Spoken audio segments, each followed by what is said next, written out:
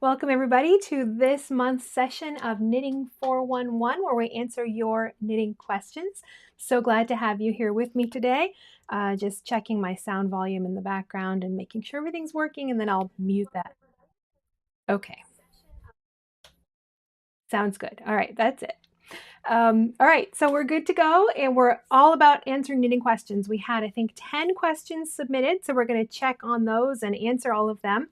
And of course, for everybody that's hanging out with me here today, welcome. I'm so glad you're here. Before we dive in, let's see. I asked right at the beginning, where is everybody watching from today? Heather is in Michigan. Hi, Heather in Michigan. And Michelle is in Connecticut. Connecticut's not too far from me. Oh, and Michelle, I'm a top fan. I don't know what that means either. I see like little icons by different faces, like if somebody comments a lot or something like that. That's really cool. Ms. Mary in Florida. Hey, Florida. I'm glad you're here. Joan is here. Joan in Kansas City, but enjoying a beautiful Minnesota morning. Oh, nice. And Nancy in Michigan. So we've got a couple people in Michigan. That's really cool. Oh, and another New Jersey. Hey, Suzanne in New Jersey. So glad you're all joining me here, and I'm sure more people will be coming on as we go. But we have a lot of questions today, well, 10. And I get chatty, so I know we need to get right to our questions. And of course, if you have questions as well, then we'll answer them. If I see some, I will save them and we'll answer them after we get through all of the pre-submitted questions. And of course, with all the questions, you're more than welcome to submit your advice, like in a comment, and I will try to keep track of those and read them as well when I do each question. And we're going to jump right into our questions. Oh, one announcement first. The Swatch to Sweater class is coming up. It's open for registration right now. There's a link down below. We're going to be focusing on drop shoulder sweaters. I was actually just working on mine. I've got my swatch all done. I was just recording a video demonstrating like the schematic and how to use your measurements and turn them into like stitch and row counts. So the registration is open for that. You'll find a link for that down below. The whole goal of the class is to forget the pattern if you want to, and just knit a swatch and take your body measurements and use those two things to make yourself a sweater. If that feels a little too intimidating, then you can also like use a pattern and then just join the coaching, and I can help walk you through your pattern if you want to use a pattern instead and you don't want to figure out all that math. So it's kind of a dual purpose. You can like just pick a pattern and follow that, a drop shoulder sweater pattern, or I will walk you through how you can create your own. And basically that's what designers do. Like if you wanted to like even learn how to grade it and create all different sizes, it still starts out exactly the same way. You choose one size to knit, whether that's for your body or a mannequin or somebody else, and then you convert that to stitch and row numbers and you do the math. And basically when you have just this, I can pretty much knit from this. Like I've got all my numbers on here. So I don't even need like a whole pattern. Everything I need is on the one page. So the program will walk you through all that. You'll find a link down below, but we've got a couple more people here. Let me see, where did I leave off? Right there. Cindy from chilly Idaho. It's a little chilly here this morning too. And Nurse Kara. Hey, Nurse Kara in the Jersey Shore. And Louise in the Netherlands. Oh, wow. Thank you. I'm so glad you're here. And yeah. Hi, New York Knitter. Glad to have you here as well. You're a regular. I remember seeing your name all the time. So we're going to jump right into our questions. And as always, feel free to share your thoughts and opinions on any of these, because I certainly don't know everything. And one of the questions is like about how to deal with a moth infestation. Never had one, so I don't really know how to deal with that. So if you have, then I would love your feedback. So we're going to just pop through our questions. I don't think I have anything else. No, that's it. Okay, so Adrian's was the first question. Anyone have good references or tips for mosaic knitting? Haven't dived into color work yet, but couldn't resist making a scarf that includes mosaic knitting. And needless to say, I keep messing up. Well, usually my first thing, of course, is I check my own library, my personal library, and also like my local library. And a couple books that I think are really good is Barbara Walker's Mosaic Knitting. She's sort of the one who invented it anyway. So it's mostly a stitch dictionary, but there is like a section in the beginning that goes over the basics of it. And there is also Mosaic Knitting Workshop by Ashleigh Wempe. I'm not sure if I'm pronouncing her name right, but I put a link for it. Both of those books down in the video description box. So if you wanted to check them out, I love books. I like to like have a good reference book. So that's sort of my go-to. Then after that, like YouTube, like I would like, do a Google search, maybe check YouTube, or if you're in the Knitting Guild Association, that's always one of my go-to places because their articles are really in-depth and really well written. So I highly recommend. If you're not a member, it's like $35 a year or something. And that gets you like all of the past issues of Cast On. They have like guild meetings all the time and online, like on Zoom and stuff. And yeah, they're worth it just for like referencing articles for learning techniques and stuff. But those are my top 2 picks, I think, are those 2 books. Does anybody have any more recommendations? I don't see anything in the chat, but if anybody has any more thoughts on mosaic knitting, then I think Barbara Walker's and the Mosaic Knitting Workshop are really good resources. I'm trying to remember if there's a craftsy class for mosaic knitting. I'm not sure.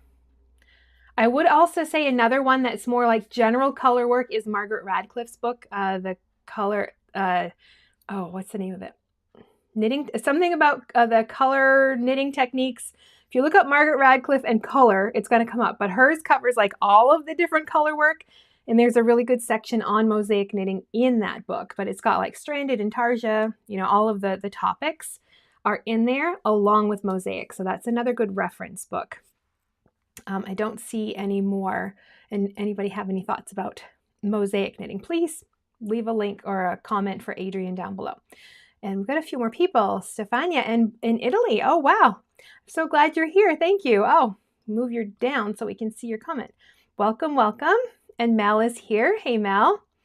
And a question about my favorite sweater yarn. I'm going to save that one. We'll come to all the questions after. Oh, yes. I don't know Carol Liebman. I know there's a Melissa Liebman. She has a color book. I don't know if it has, I can't recall if it has mosaic knitting in it. I don't know of a Carol Liebman. But there's another recommendation for you, Adrienne, to check out. And and Dee Dee, we're on hold. We're waiting for you to look that up for us to see. Yeah, I know of Melissa Liebman's book. It's a really good book on color work. I remember stranded and intarsia and double knitting. I don't know if mosaic knitting was in that one though. But it is Melissa Liebman. Okay, yeah. I can't recall what else was in that one. But if you can find, let us know if mosaic knitting is in there, Dee Dee, if you have the book handy. Next question. Let me click on it so it'll show up for you too. Do you have any tips for beginner knitters that want to get better at modifying their sweater? Well, yeah, join my class. Where should they start and what are useful resources, books, etc. that they should consult? I'm getting distracted looking at the chat. But yes, back to the color really quickly. The Essential Guide to Color Knitting Techniques. Thank you, Michelle. I know the words are in there. I just couldn't remember which order they went in. So thank you for that. Oh yeah, and requesting it. I don't know how many times. I must have been like the only person. I was checking that book out all the time. I finally just bought it. I think I actually own all of Margaret Radcliffe's books except for her Knitting Answer book, but all the others because she's just a wealth of good information. So really, really good books. Highly recommend her books. So, but more books, of course, for anime fan, useful resources. My top pick for a book would be Amy Herzog's Ultimate Sweater Book. I did put a link for this down below as well, because this is a great, great book for learning learning the basics of sweater. She's got all of the basic construction methods. She's got sort of basic patterns in multiple sizes, multiple yarn weights. So you could knit a plain vanilla sweater and then practice all the modifications. If you want to do different necklines, she walks you through chapters on necklines, chapters on adding pockets and edgings and all of the details and all of this stuff that you could possibly need. So I highly recommend her book. And I do have a class for a top-down raglan and yoke sweater that covers all the ways to modify those two specifically. I'm hoping within, I don't know, I can't give a timeline, but in the future, maybe within the next year or so, to do one that is more general for any type of sweater so you can learn how to modify. But all of Amy Herzog's other books as well are really good resources to have, but I highly recommend her Ultimate Sweater Book as a really good starting point when it comes to modifying your sweaters. Oh, and Joan, I had no idea. Ooh, that's going to go on my Christmas list, I think. Kate Atherley is going to release a new book about customizing sweaters really soon. Yeah, that's, oh, sorry, I'm getting distracted. I keep seeing comments and things come in. But yeah, I didn't know Kate Atherley was releasing a book. So I'm betting that one's going to be added to my list of books to recommend, because she's really good. I've got her custom socks book. I've got her custom hat book. Yeah, so if she's got one that's sort of the same but sweaters, I think that would be fabulous. I do have a couple videos on like adjusting sleeve length and adjusting like for waist shaping. Something that you basically have to learn would be called, oh goodness, the words just popped, like drained right out of my head. Shaping rate, that's what it is. Like the stitch count you're starting at, the stitch count you want to end at. Like let's say you're knitting a sleeve from the cuff to the top. So you have a stitch count that you know you need down here at your wrist. And then you have to know the stitch count that you want to end up at the top of your sleeve. So the shaping rate is how are you going to get from one stitch count to another. And this applies to so many other parts. If you're going to add like waist shaping, if you're going to do neckline shaping, then how many stitches are you binding off? How are you shaping it? You need to know your shaping rate. So to figure that out, you just subtract like the smaller number from the larger. That tells you how many stitches you're either adding or removing. In our sleeve example, knit from the top up, from the wrist to the top, we have to add stitches. So we know we're adding our, like however many stitches that is. And for a sleeve, you're generally going to do 2 on each round that you increase. So whatever that number of stitches you need to increase, you're going to divide it by 2. And hopefully it's an even number. If not, you'll have to fudge your numbers a little bit, because you know you're going to increase by 2 stitches every time. And then you have to know how many rows you have between like that wrist and the top of that sleeve. How many rows are you going to be knitting? And then you divide that by the number of those shaping rows to figure out how often you need to do your shaping. That's kind of it in a nutshell. There's more like to go into it, but that's the big thing. Like you need to understand how shaping rates work, because then that's basically what you need to know to get from one stitch count to another stitch count, no matter where it is on the sweater. But once you know that, then that is like the best thing that you can know to modify any sweater. But I would start with Amy Herzog's book and add Kate Atherley's book to your list if that's coming out. I'm looking forward to that. I didn't even know that was coming out. I'm very excited. I know she has one about math coming out. That one is definitely on my list. Oh, and Ginger, you offer classes? Yes, I do. On my website, tanyanits.com. I don't have a link for it. I thought I had one here. I don't. But tanyanits.com is my website. And at the top, there's like a little menu bar, and I don't even know what it's under. Learning classes is something. I've got one on fixing your knitting mistakes, and like a self-study class. You sign up, you watch the videos, you work through it all yourself. There's a workbook, there's swatches, because I expect you to like fix your, if you're going to fix your mistakes, you got to practice doing it, not just watch me do it. And then another class on modifying a top-down circular yoke or a top-down raglan, because those are like the most popular construction methods. So I figured I'd start with that. And now my newest class, Swatch to Sweater, is taking that, well, differently. Instead of like a sweater pattern, you're going to start with your swatch and your body measurements and knit your own sweater from that. But anyway, yes, you can find all of those on my website. And Mary, yeah, I purchased Amy Herzog's book. It is fantastic. It is. All of her books are fantastic. But I always, goodness, I think, yeah, I've got like her Ultimate Sweater book is pretty much on my desk all the time whenever I'm knitting sweaters. Oh, and Kate's book. It is a math book, Math for Knitters. Yes, that one. I'm really looking forward to coming for that one. I think it's on pre-order right now. Last time I paid attention. Oh, I didn't realize it was about sweaters. So that's really good. Okay, our next question. Oh, and one more comment. Let me take that off there. Michelle is taking the Fix Your Mistakes class right now. It's excellent. Oh, thank you so much, Michelle. I'm glad you're enjoying it. And it's kind of, I was just watching it again to see if I wanted to update anything. And I'm thinking, they're really kind of slow, the videos. But then I realized it's not like a live where everybody's kind of hanging out and chatting. It has to be slow so you can follow along. So anyway, I'm glad you're enjoying the class. And Kate's book is on pre-order right now. Good to know.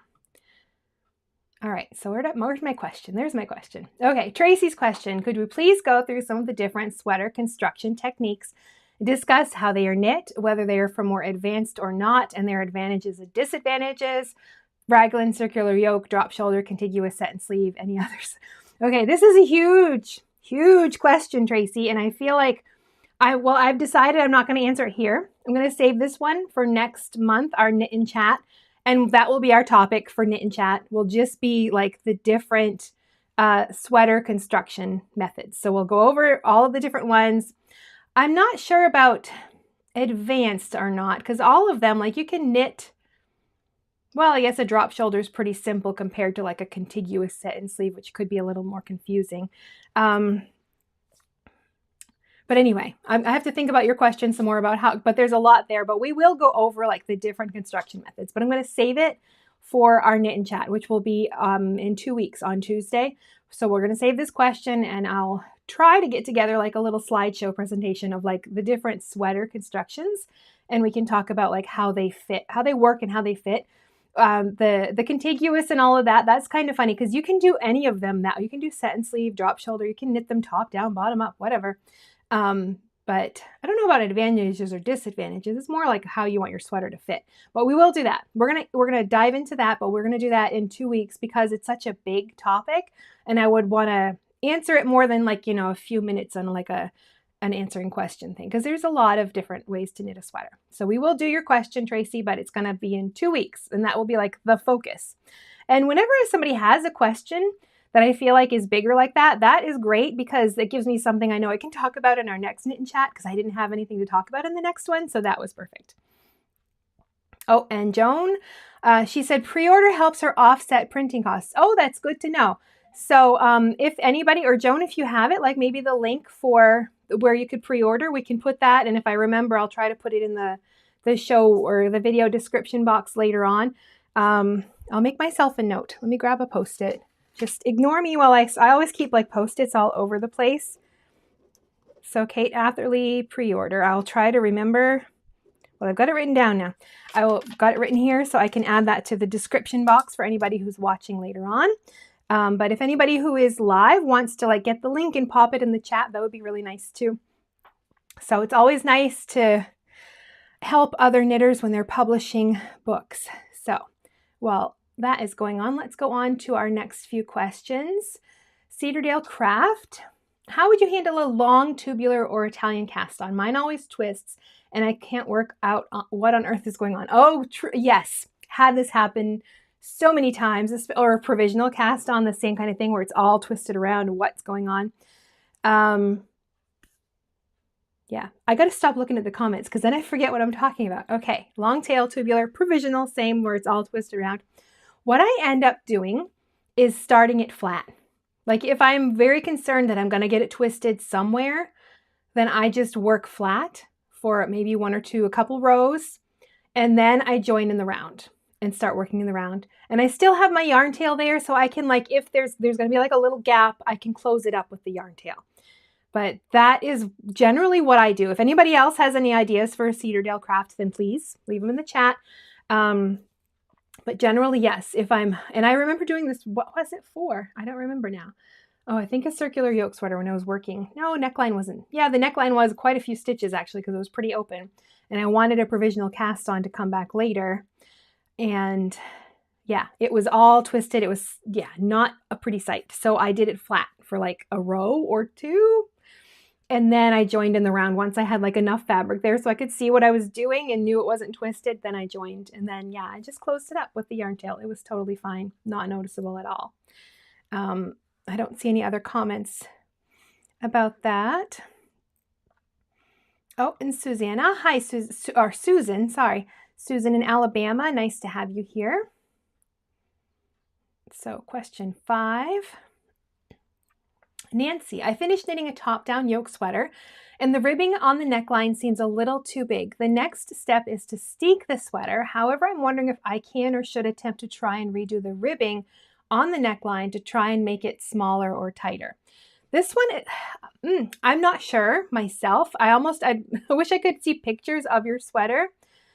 I think if it were mine, my tendency would be to do this, finish the steeking first and cut it open, and then decide what I wanted to do with it. Because you can always add some elastic on the inside to like tighten it up. Or you could like put in a lifeline or a circular needle cord underneath the neckline, cut it off and redo it going in the other direction. But I feel like because we have a steek going on here too, I'd want to see what the finished cardigan is going to look like when it's cut before I make a decision about the neckline. You might change your mind once it's cut. So personally, I think I would finish it first, do the steek, finish around the steek, make sure that's all done, and then evaluate the neckline to decide if it's too big.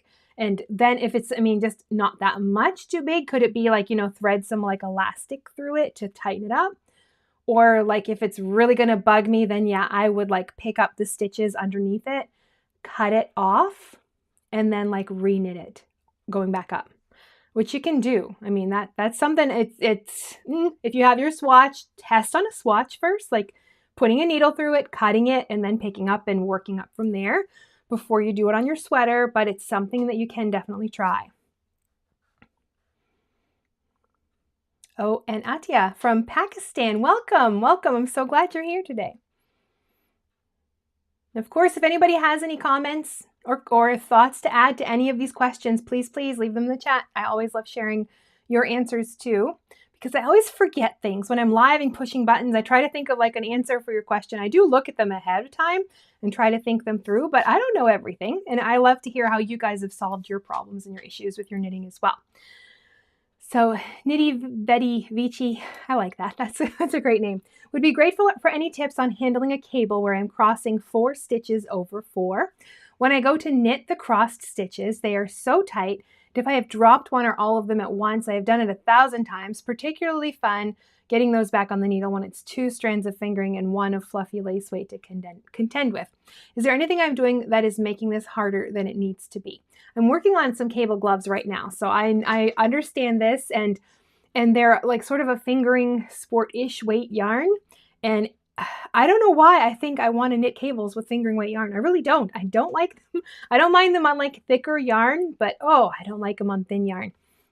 Same issue. So what I'm trying to remember is like, because you have your cable crossing round, you have a plain round, and then maybe another cable crossing, however often the crossings are. Hopefully they're not every round. If on the plain round in between, I try to like knit a little looser on those stitches so it's not so tight when I'm trying to cross the cables. And also when I'm using a thinner yarn, I always use a cable needle. Like even if I don't think I need it, I'm gonna need it. I can get away with it, with like a worsted weight yarn. Those stitches, the yarn's thicker, so it's easier to pinch and grab and manipulate without a cable needle. But those tiny stitches, or if you're holding yarn double when you've got 2 loops, no, you make sure you use, if you're not using a cable needle, use a cable needle. It just will make the process simpler. I hate that, it's an extra step, because if you know how to do it without a cable needle, it feels really fast, but not if you keep dropping stitches, which is exactly what I'm doing right now with those gloves. And yeah, I'm noticing my stitches are very tight as well, because it's in ribbing on the background, so I want it to be nice and firm, so I feel like I'm knitting more tightly. So I'm trying to remember to loosen up, especially on the round before, like I'm going to cross a cable, just to make sure it's easier to cross the cable if your stitches are a little on the loose side. And that is another thing, like we like a nice firm fabric, but sometimes for cables you might want to size up a needle just because of that crossing and how difficult it can be and how tight it can be, especially if you lean towards if you're a tight knitter, then you're a tight knitter, so you're pulling on the yarn, you're making it harder for yourself, and then you're trying to cross the stitches, which makes it even more tight. So if you tend to be more like on the tight knitter side, you might want to size up your needles as well, just to give yourself a little more room, because it gets so hard on the hands when you're trying to cross cables like that. So next question. Okay, Alexandra, what are your suggestions for modifying a simple top? Pattern only goes to size large. I need a 2X or so. In the pattern, the around bust measurements are extra small 28 inches, small 33, medium 37, large 42. And the cast on is 52 stitches, 60, 68, 76 for the pattern's 4 sizes. What would the cast on be for a bust, 44 and 46? Okay, well, numbers. Like, I hope I'm not the only one. My husband and I have this discussion because he's like a math guy. He sees the numbers and he's got like calculated in 2 seconds. Me, I see them and I have to write them down because they like ooze out of my brain the minute I say them. So at least they're right in front of my face so I can see them. But in this instance, I would look like the cast on numbers kind of give you a clue right away. They're going up by 8 stitches. 52 plus 8 is 60, plus 8 is 68, plus 8 is 76. So if I needed to size up, I would just size up by 8 stitches. So if it's at a large and you need to go up 2 more sizes, you're going to add 16 stitches. And thankfully it's a simple rectangle, so you're not having to do anything else with it. But yeah, I would just look at the cast on numbers. So, I mean, this was a great example because it's very simple, but then you can like sort of figure out how many stitches they're adding for each size. And this one is just 8 stitches per size. So you could add as many sizes as you want and just keep adding 8 stitches to them. And yep, Louise says, yep, just size up. Yes. Okay, and Kelly Ann, I don't think I've forgotten any questions. No, we're good. Trying to figure out if I can afford the cost of the yarn I would like for your next class, the swatch to sweater class. I've never knit with DK weight yarn and I'm having difficulty guesstimating how much I will need. For a general sweater in worsted without fancy cables, I would need between 13 and 1600 yards. Is there a general percentage I can add to that amount to estimate? There probably is, but I don't know how to figure that out. What I do when I'm trying to sort of estimate, there's a couple things. I will go and look at other sweater patterns. I'll go on Ravelry, and if I know like a certain type of sweater construction I'm looking at, I will filter by that sweater construction and the yarn weight, if I know I'm going to use a certain yarn weight. And then I'll look at what I think my size would be. How much is the yardage for that sweater? And I'll do that for like maybe 3 or 4 sweaters to give myself an estimate. And then I start like writing it down. Like I know, well, I mean, yarn generally comes, in 50 gram, 100 gram skeins. So I kind of keep it in my head. I need like, how many skeins of yarn of 100 grams do I need? And then I can translate that to any yarn weight because the yardage the yardage is changing because of the yarn weights. A thinner yarn is going to have more yards. Like you're going to have like 400 yards of like fingering weight yarn in a 100 gram skein. But for a worsted weight, you're going to have like 200 yards, so it's totally, it's both 100 grams and, but they're still, but the yardage is different. So I like to look at like the weight of the skein. So if I know I need like 6 100-gram skeins of worsted weight, then I'm probably going to need 6 100-gram skeins of fingering weight. Like for me, that's kind of how I generally do it. But I do like to go on Ravelry and look at 3 or 4 patterns and kind of give myself a ballpark figure.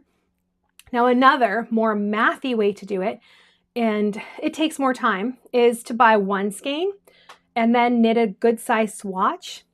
And then you have to calculate from your swatch. Like you need a kitchen scale because you want to like weigh the skein of yarn before and after you use it, weigh your swatch, see how much yarn you used to knit that swatch. Then you get the square inches of the swatch. Then you have to figure out like the square inches of what your sweater is going to be. And then you can use your swatch to figure that. That's a lot of math. And you can only buy 1 skein. But the upside to this is instead of, let's say you purchase, and I've had this happen. I've heard this happen with other people. They buy like a whole sweater's quantity for a specific pattern. They knit or they knit their swatch and they don't like the yarn with the pattern. So then they have to find another pattern because they have all of this yarn for a sweater. So it's almost beneficial to just buy the 1 skein because then when you're swatching, and especially if it's like a stitch pattern or something, you're realizing you don't love that yarn with that stitch pattern. You haven't bought like a whole sweater's quantity of yarn. There is more math involved. I do actually walk you through that process in the class. There's a video and a worksheet on how to use your swatch and the weight of your swatch and the square inches to figure out the yardage you're going to need for your actual sweater. But a good way to like just guesstimate is to go on Ravelry or like find 3 or 4 comparable sweaters and see what the yardage is for those to give you a good ballpark estimate. And Louise says, buy enough yarn plus 2 skeins, then you always have enough. Yeah, I always buy extra. I always at least throw in what I would consider like my swatch skein. I always have an extra skein for that. And then I know that is there. And I like to have a little extra because then like if something happens and I have to do a repair or something, then I have some yarn saved. I have my swatch saved so I have a little bit there. If I have a lot left, then I usually like cast on some hats or mittens or something and I kind of match my sweater, which is always nice. Oh, that's, I didn't know that. Oh, I'm sure that, yeah. Oops, sorry. I'm losing my, trying to read and there we go. Come on, there we go. A cheat chart. How much yarn do I need? Oh, this is good. Yes, I hadn't thought to look for those, but yes. Oh, I want to say Ann Budd has like a little brochure too that you can buy and have with you. I have heard of that. I haven't seen it though, but yes, look for a chart. Another thing to maybe add to the thing down below. Let me write this down so I don't forget after we're done. Okay, yarn chart. I need somebody to stand here and write down my Post-it note stuff for me. For an adult sweater with 3 weight yarn needs between 1,500 to it is a wide range. That's why I like to use like skeins of yarn. Like if I know I generally use, I don't know, for me probably between 8 to 10 100-gram skeins. So I know whatever the yarn weight is, then it's generally still going to be the same, per gram, like the gram of what am I trying to say here? The grams per skein is going to be the same no matter like the yardage, the yarn weight of the skein. But I didn't think of that. Yeah, there's plenty of places online you can maybe Google and find out. Oh, that's a good point. Buying single skeins. The one I thought I wanted the most makes my skin prickle. Oh, goodness, yes. Can you imagine buying like a sweater's quantity to find out that you're not going to want to wear it because it doesn't feel nice? Yeah, so sometimes, it takes more time, but it's worth it to just try a test skein first. Oh, yarn. Okay, the Yarn Council, Craft Yarn Council, has a chart that estimates quantities needed for various projects. Oh, but not super accurate. Yeah, it's hard to be accurate. Oh, that's nice. In the Netherlands, you can return the yarn you've bought if you bought too much within a year. That's yeah, I don't know. I guess it depends on the yarn shop where you're shopping here in the North America. If using hand spun, how would you calculate how much fiber to buy and spin for sweater projects, for instance? Oh my, you're really making me think, Jean. I honestly think I would probably start with I haven't spun for a sweater, so this is a huge one. I think I would still start with the same. Like if I know I need 800-gram skeins, so I'm going to need 800 grams of fiber or yarn. But if I were spinning, I'd probably want extra because I'm going to want to like test it out to see how I want to spin it. So maybe another 100 grams for testing or swatching. So I think that, I don't know with spinning if that would be comparable, but in the end, it's going to weigh the same as the 100 grams of fiber is going to be 100 grams of yarn, more or less, depending when you're done.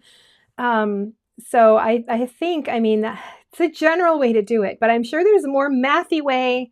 Well, you can, doing the one, buy one bump of fiber, spin it up, figure out your yardage. It's math. It's a lot of math. Who decided there should be so much math in knitting? And why did they warn us first?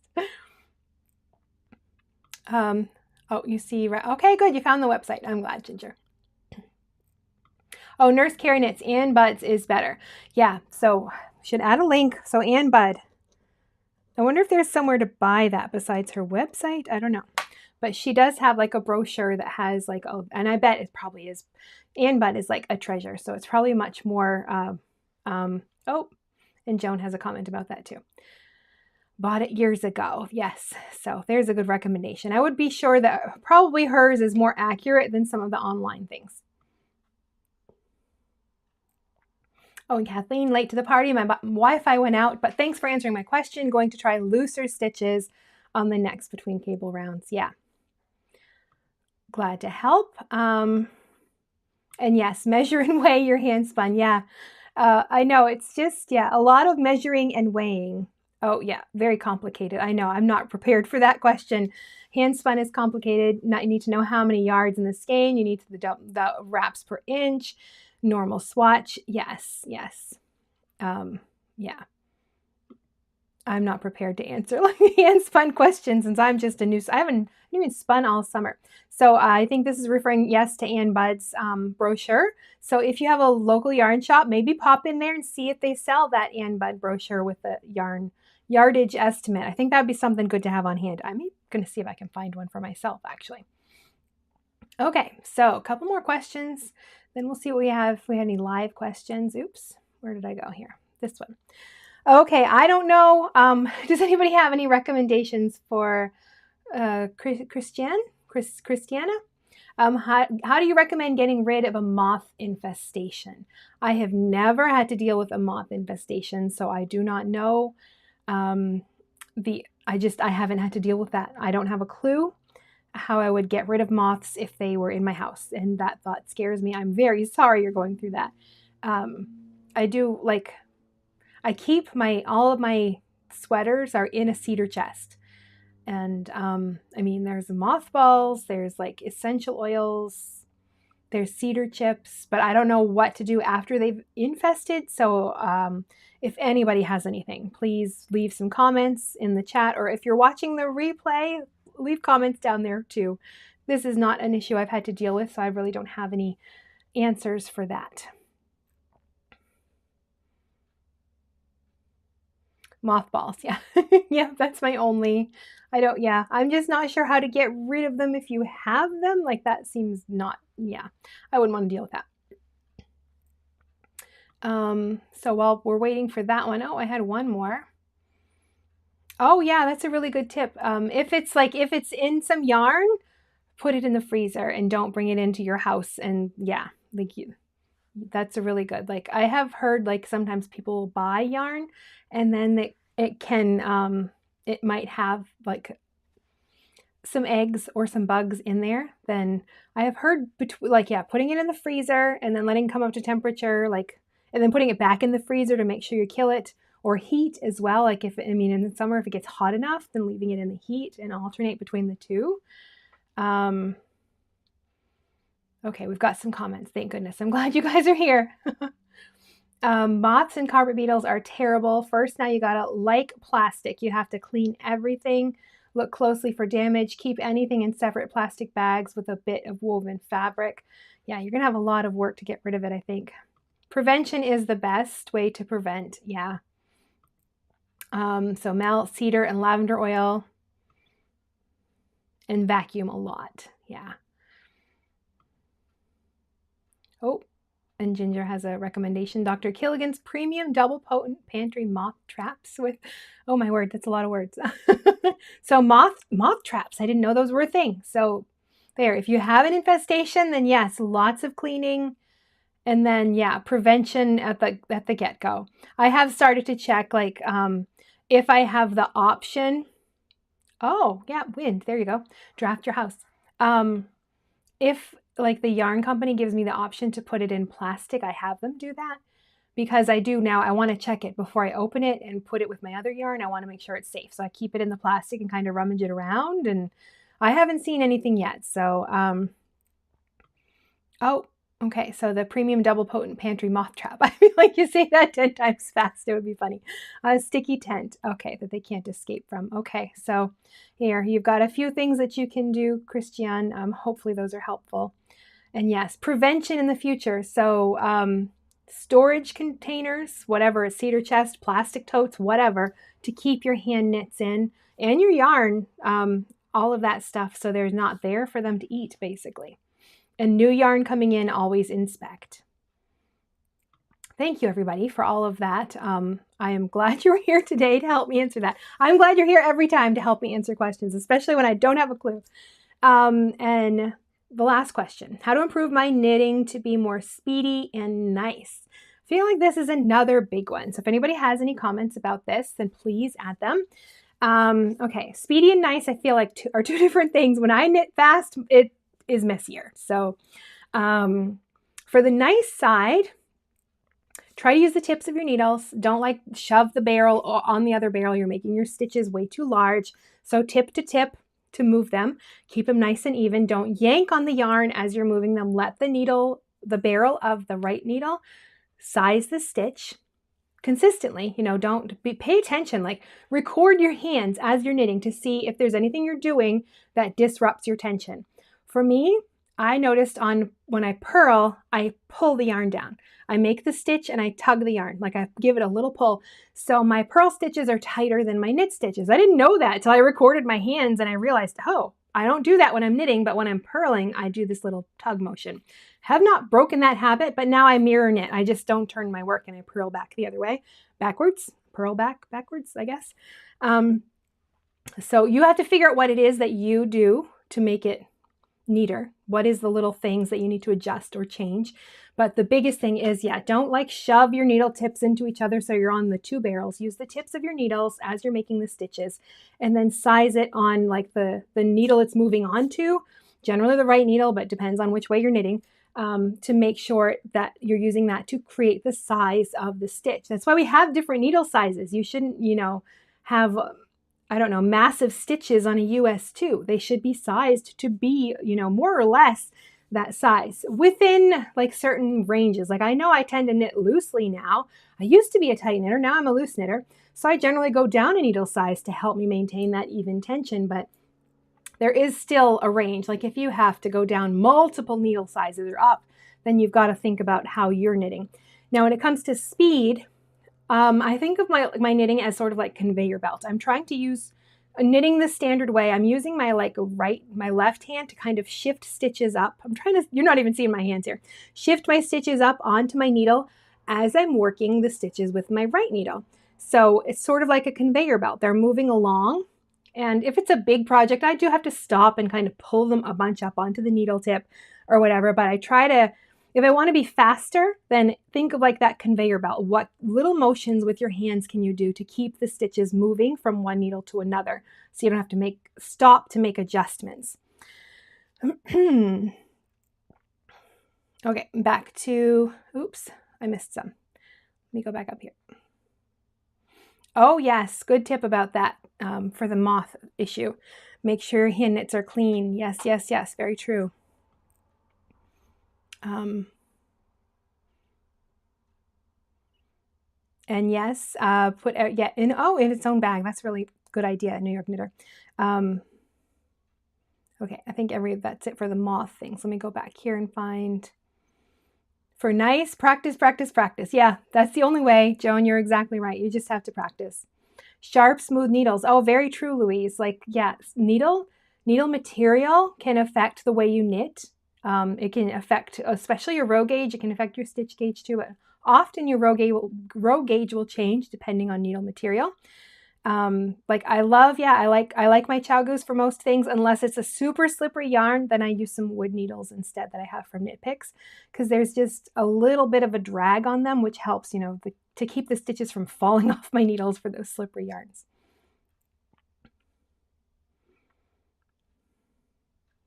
And oh, yes, is really good advice, Nurse Kara. She says to work on nice first. I agree. Make sure your tension is good and that you're creating nice fabric that's not like got gutters everywhere and it doesn't, twisted stitches and all the stuff that can be improved. Fix the nice first. That's really good. And then speed will come naturally later. Kind of like learning a new song on an instrument. Yes, very true. Like you just start a new song and you got to plunk it out and learn it. I play the piano a little bit. But then, after you've played it, practiced it for a couple weeks, the muscle memory is there. And it's the same with your knitting. Oh, very true, Suzanne. Lighting is really important as well. Yeah. I do notice sometimes at night if it's getting dark and I'm like, I can't even see what I'm doing anymore. Time to turn some light on. That's really good advice. So if anybody that was it for my pre-submitted questions. Let me close that out. So let's see if... is that going to load? That's all the chat. And there it goes. It just takes a minute, I guess. Let me see. I think I had only one question I had put over here. Oh, yes. Okay. What is your favorite sweater yarn? I don't have a favorite. I really don't. I use a lot of yarn from Knit Picks, but a lot of different yarns. I don't always pick the same. Let's say if it's like stranded color work, I like Knit Picks palette. I think that's really nice. I also think that's nice for lace. Let me see. There is one. I like their Galileo, probably. Is it the right one? Let me see. Which one has silk and merino? Yeah. Oh, no, this is bamboo. They've got, yeah, so I like Galileo because I like blends where it's like half wool and then maybe either bamboo or silk or something like that. So I wouldn't say I have a specific yarn, but I have a favorite blend. I like yarn that is mostly wool, but has like a little bit of shine and drape to it when like either from silk or bamboo or something like that. That's probably my favorite type of yarn. Well, when it comes to sweater, yeah, for sweaters, unless it's color work, then I want like a 2-ply fingering, like a Knit Picks palette or something like that. I want to know, do you guys have favorite sweater yarns? I hadn't thought about that one before. That's a good question. And that's it for all of like the pre-submitted questions. If anybody has any more, then go ahead and add them to the chat. I can see it pop up in there before it pops up on my end, so I have to wait for it to load. Okay, Joan's got a question. Oh, and Louise has one too. I missed that one. Okay. Favorite needle size. I don't know if it's a favorite, but I tend to use my US 4s a lot. I have like my interchangeable set. I bought an extra tip of the 4s, and then I just bought the bamboo tip to try, and they're all being used. Plus I have the Knit Picks tips too, and I'm pretty sure that's on a project. So all my US, I don't know, I can't call, I don't have a favorite, but that seems to be the one I use the most, because most shawls, you know, I knit with sock yarn, and I generally use a US 4, maybe a 5 if my 4s are busy. And my sweaters, I seem to default to like sport weight yarn on a 4. So I guess I have a favorite after all. So probably a US 4, I think. Okay. And Joan, the yoke on my circular knit sweater is wavy. Any suggestions for getting it to lay flat other than blocking, which I did before trying it on for fit? Is it a color work? Is it wavy because your floats are too tight? Like, will it stretch out and lay flat if you stretch it? That's one reason it could be wavy. There's no way to fix that if it's too tight. But if it's just like natural, you know, like this is the way the knitting is, it's kind of messy before it gets done, then you could, if you have a handheld steamer or even an iron, you're not going to press it with an iron, but just let the steam, depending on the fiber content, like if it's acrylic, don't do that. But most other fibers are generally okay with some steam because it's just, I mean, water, but another form. So, and you're going to get your sweater wet anyway. So you could try to, I often do that. If I just want to do a quick block and check something, I will steam it instead of like getting a full soaking wet, you know, blocking and drying and all of that. So you could try just a steam, but my one question would be, what's causing the waviness? Is it just the fabric itself, or is it like, because I know you were working on it, was it a slip stitch colorwork yoke? I'd want to make sure those floats aren't too tight, because even in slip stitch knitting, the floats could be on the tight side, and that's not gonna change after it's blocked. Like, you need to deal with that before. And if it's caused by that, then you have to pull it back and redo it to make sure your floats are loose enough for that. Or, okay, so it is color work. Floats could be too loose. They could be, I suppose. I wouldn't be too concerned unless like you can shove a finger through it, then it wouldn't be a problem. But if you just want to like get it flat so you can like look, like see how it's looking, then you could just try steaming it instead. Then you don't have to get it all wet.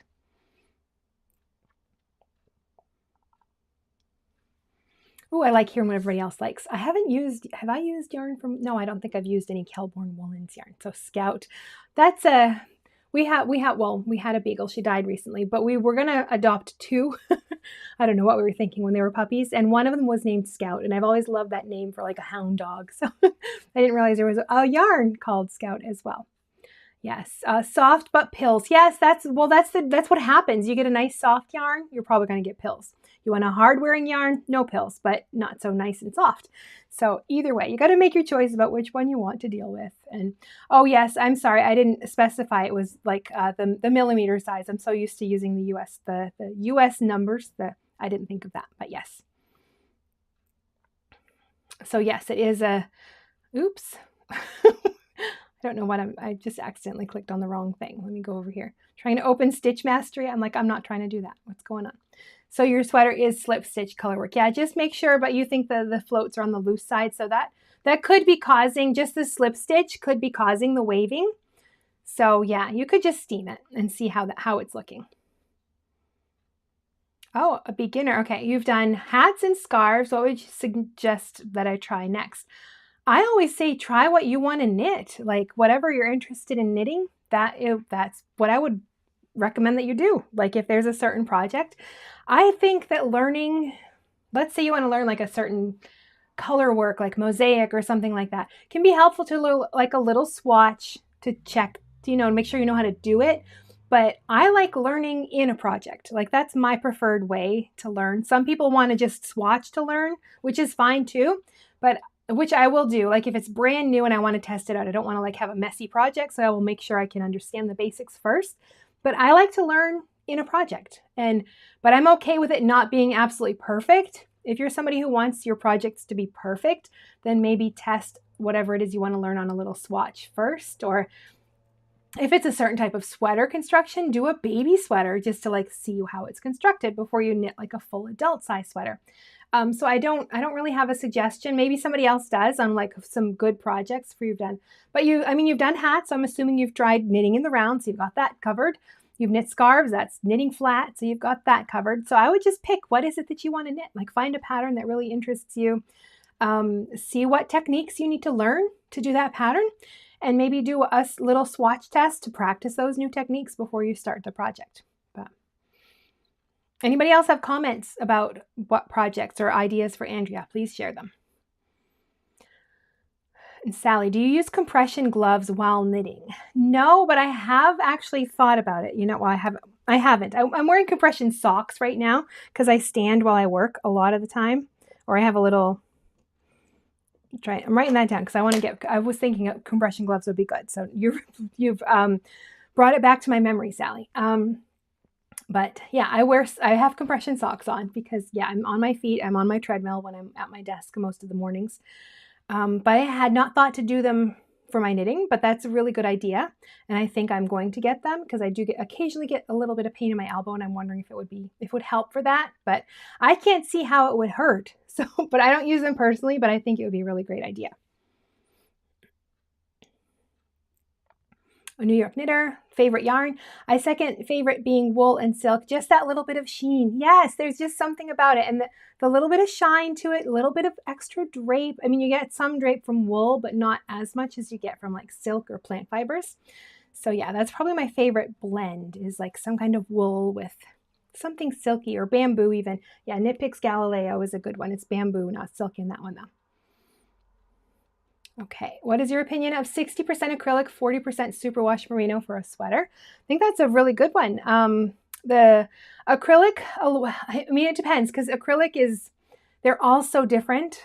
Like it's hard to just say like all acrylic is this or all acrylic is that, because the way it's spun in the processing, I mean, you can get all these weird fun fur things, which is, I'm assuming that's not what you're talking about, but you could be. Which is not what I would consider, you know, like a standard like 3-ply yarn or whatever.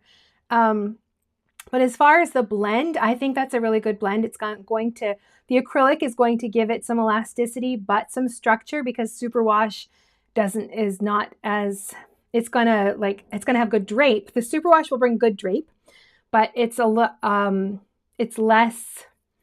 slippery. Well, I mean, that's the opposite. It's the same as drape, you know, it's got more slip to it. So, but the acrylic will be there to sort of help keep its structure, because acrylic is like supposed to be like wool. It's not like wool, but it does share some of the similarities. So the acrylic is also not as breathable. So, but you get about a 50% split here, so it should still be fairly breathable.